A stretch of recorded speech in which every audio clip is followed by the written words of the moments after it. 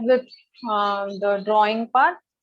I'm going to share the slides again. I'm going to talk with the help of slides and explain you how are the things. So today we are going to learn about patterns and compositions. So we're going to study various different patterns, different forms, how is the formal language, and then we're going to try to read it.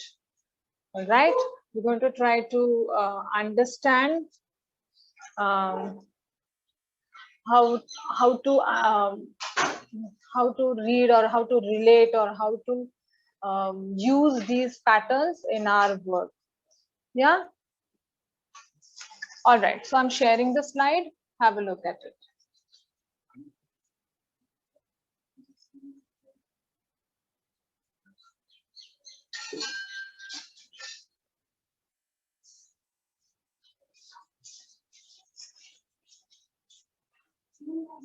So let's start with patterns. So before we start with patterns, I would like to talk about shapes.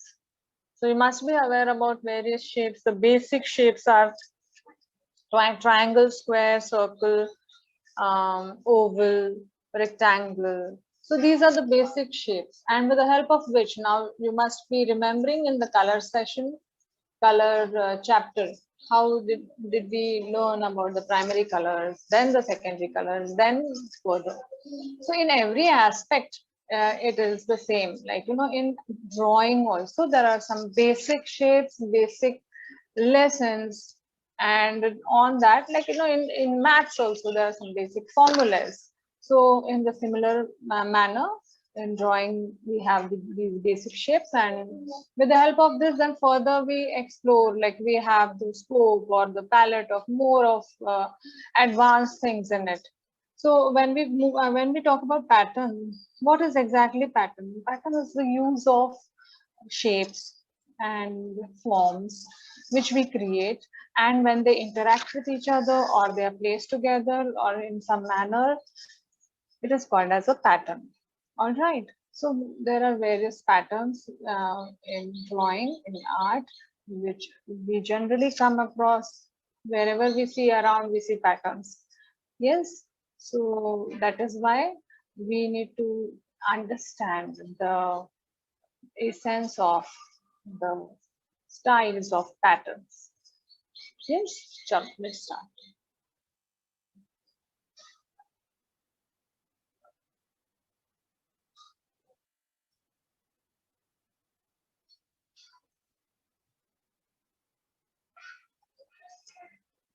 All right. So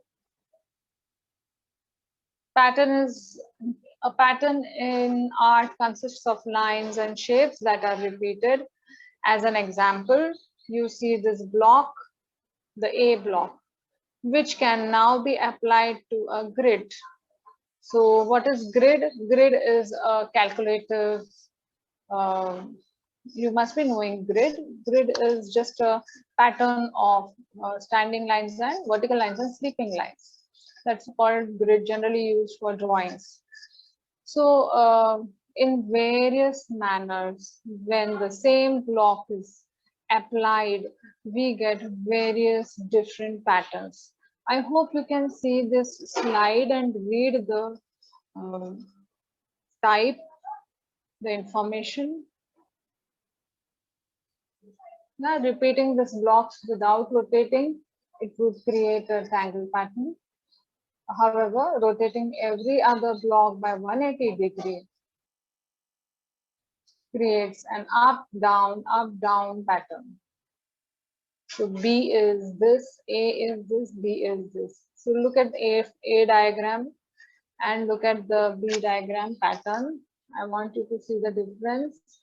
See, in the first one, the pattern is just repeated 4 times, whereas in B, the pattern is moved 180 degree, turned 180 degree. Yes, and that's how we get different patterns. So rotating every second line by 180 degree creates a different pattern, that is in C. Yeah, and Then further we have applying the same block in the form of ribbon, like like F, the F diagram, or changing the thickness of lines, G. Is still the same pattern as the regular repeat in A diagram. The same applies when a ribbon is wrapped or distorted. Now this is wrapped. So no, the H1 is wrapped. I'm so sorry.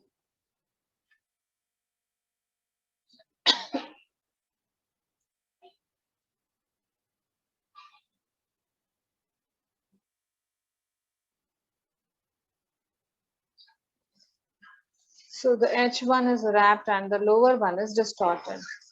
So distorted in the sense changed a little bit, changed the angle or the position, and it is still the same if drawn in an axonometric grid. So this is the slant, the crisscross pattern. Okay, so just one single diagram, single pattern, single form, repeated in a different manner, creates so many variety of patterns. So there are numerous possibilities in which we can use pattern. Now let's see what we have here. These are different types of simple patterns. It means you don't need to think so much that you have to create a beautiful pattern. If you use it in a little variation, you get beautiful different patterns. Like here we have got alternate curves, radiating parallel lines, then interwoven lines, randomly spaced vertical lines, dashed lines, alternating dashes and lines, parallel steps, alternating diagonals, random vertical and diagonal lines, wood grain, hatching with spaces, diagonal dashed lines, basket weave, sand hatching, crosses, zigzag, zigzag with cross sectioning, diamond, diamond with dashes, and then scallop. All right. So one thing I would like to mention is while I'm sharing these slides, I want you to note it down through sketches. Each and every aspect, like how instead of doing this A and repeating that cube, you may just put a curve here and repeat it again and again and again. Yeah, but then you note it down, because there is so much of information when you are attending these lectures. But then at the end of the session, you should know that you have collected all the information.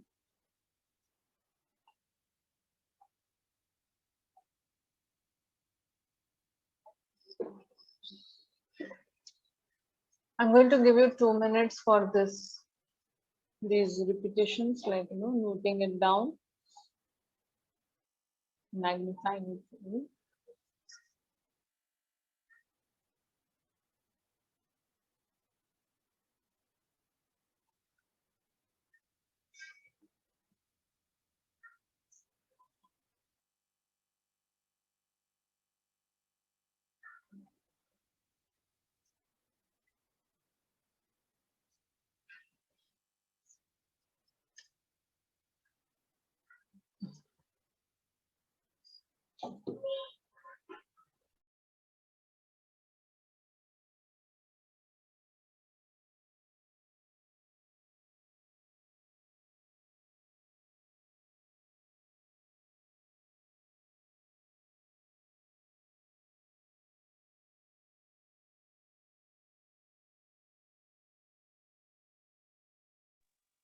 All right, I'm moving to the next slide. I want you to note down, sketch all these, even if you don't uh, write their names, it's okay, but draw these patterns and write it in a very simplified manner. No need of following the same lengthy names.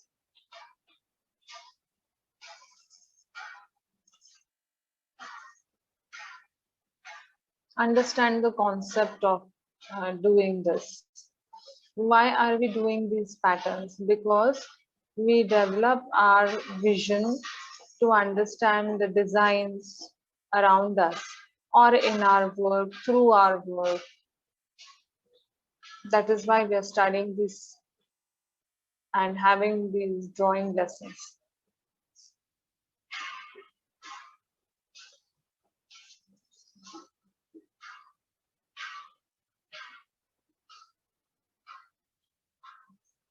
Yeah, I'm now moving.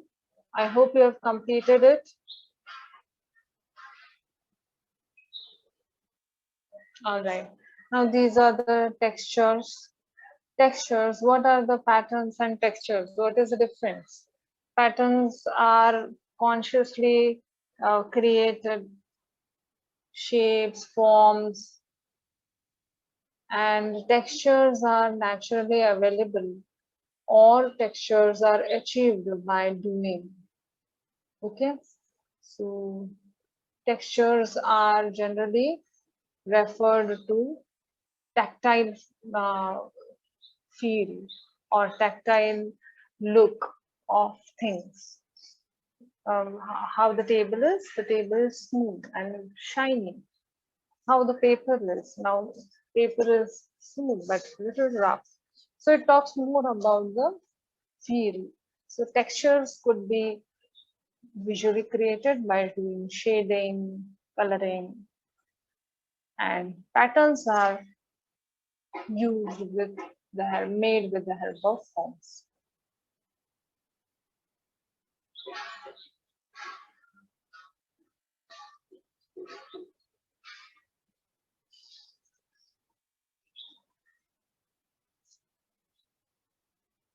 So let's go through parallel, diagonal, interlocking vertical, alternating diagonal. See students, these things you don't need to have an artistic hand. You can just copy it because it's very basic. It's just normal lines which you can get, which effect you can easily get, and you can do it. Alternating curves, then cross hatch. We also call it crisscross, radiating parallels, stippling. Stippling is the dot. Can anyone tell me who used to do dot painting in history?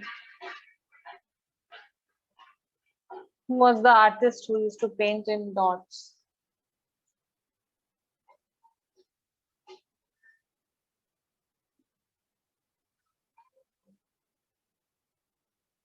All right, so steps. These are sleeping and standing lines. And then these are changing parallel, then spaced loops, random diagonal, interwoven,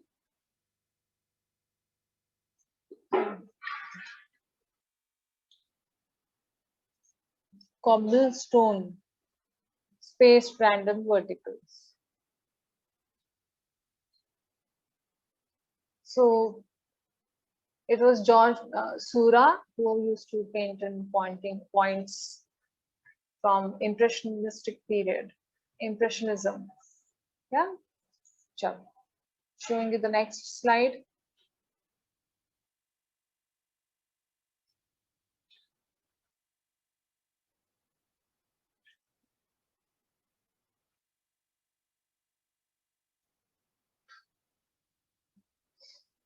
Now let's see, these are the shapes, almost the basic shapes like circle, oval,